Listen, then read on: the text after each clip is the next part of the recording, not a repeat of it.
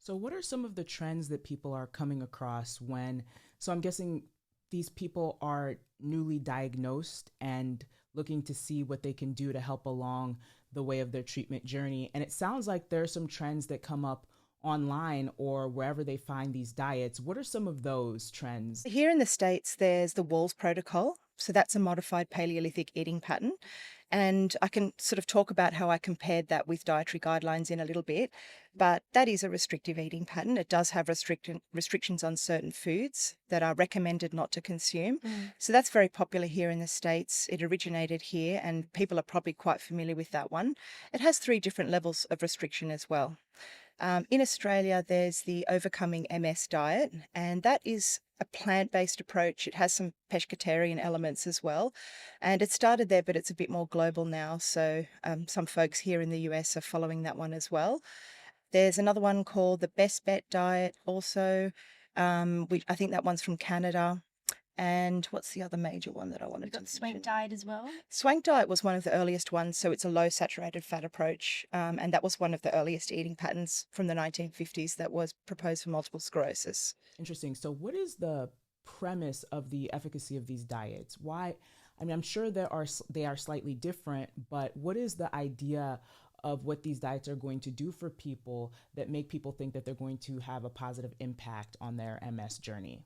I think it really boils down to the effects of certain components of the foods that are included or excluded from those diets and the effects that they're going to have at the mechanistic level of disease activity.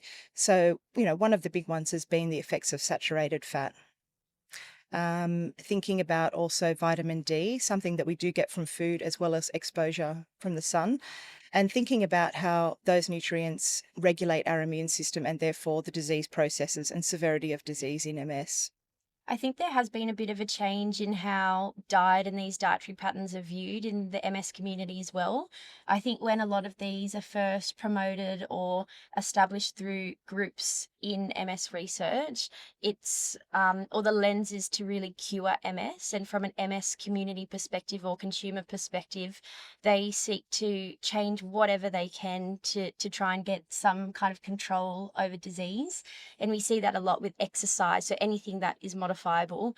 And from the dietary perspective, I think that's why there's a huge interest in that area.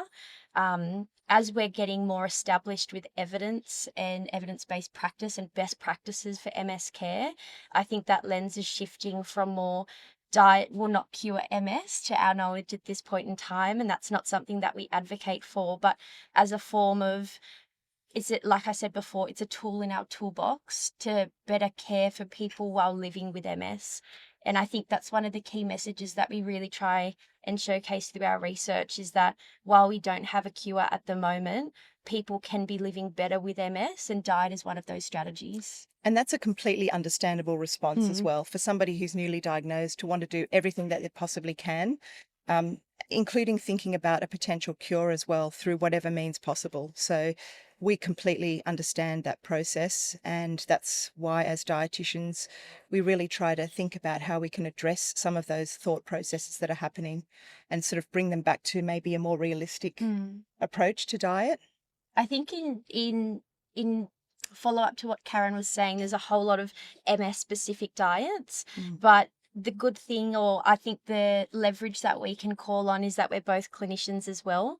So from the research, we actually consult and see people living with MS through dietary consultations. And outside of just these MS dietary patterns, people are following or trialing things like gluten-free eating patterns, dairy-free eating patterns. So ones that are quite common in the general population.